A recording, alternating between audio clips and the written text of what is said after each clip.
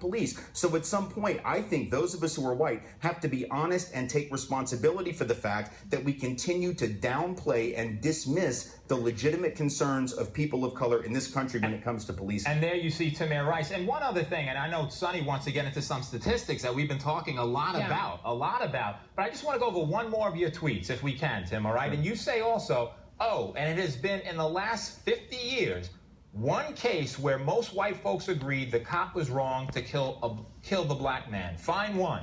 What kind of response did you get to that, Tim? Did people actually give you, a measured response? Were they able to cite examples, and do you stand by that? I saw no examples given to me of actual cases where the majority of white Americans agreed with people of color that an injustice had been done. Now, I'm sure if we go back 100 years, white folks are very good. And I'm white. I've been white all my life. I know, I'm around white people a lot. White folks are very good about condemning racism 100 years ago, because that takes no courage. It takes no courage to condemn Bull Connor for hosing down folks in Birmingham in 1963. It takes no courage to condemn the two guys that killed Emmett Till in 1955. What we need is courage today. And the good news is that there are a lot of white folks in this country who are joining right now in this last couple of weeks with their brothers and sisters of color and standing up for justice. And that's what we need more of. I'm just unfortunately sad that the fact, I'm sad that that doesn't seem to be the norm in white America yet, but it is starting to grow, and that's a good sign. And I think it is starting to grow, because I think when you look at this case, the Eric Garner case,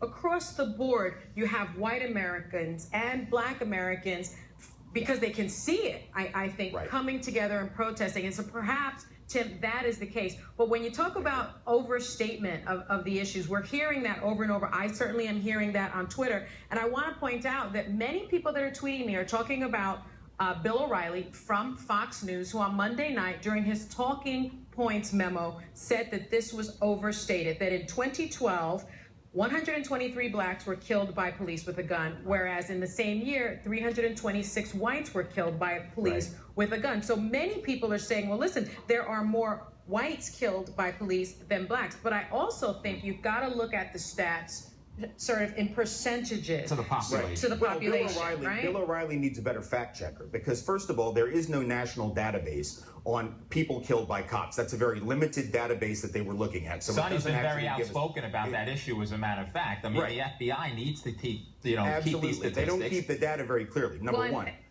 Number two is that about 100 of those quote-unquote white folks are actually Latino, who were considered white in the data. They're Hispanic white folks. So actually, when you look at non-Hispanic white folks, that is to say non-people of color, the numbers of white folks actually dropped to about 200. And on a per capita basis, the rate of cops killing black folks and brown folks now combined is significantly higher than the rate at which they kill white folks. And it's not just killing. It's not just about actual killing of black and brown people. It's stopping and frisking. It's profiling. Many of us who are white have been acknowledging in the last week and a half or so how many times we have committed crimes. We have sold drugs, done drugs, broken the law, and we have had cops look the other way at us. That was a big trending tweet the other day, criming while white. Other people were talking about it. Those of us who are white who have acknowledged that we have done the same crimes that people of color have done, and we don't get stopped on the streets of New York. I've been in Spokane, Washington, when there have been like 3 serial killers walking around in eastern Washington. And you know what? I fit the profile of pretty much every serial killer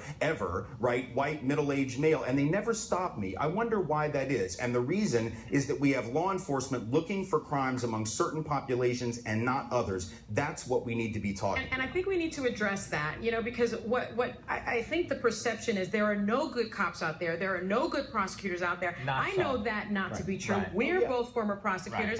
And I have with me today my good friend, Kevin Flanagan. He's a former detective with the NYPD. Kevin and I have worked together. He is one of the good guys. But Kevin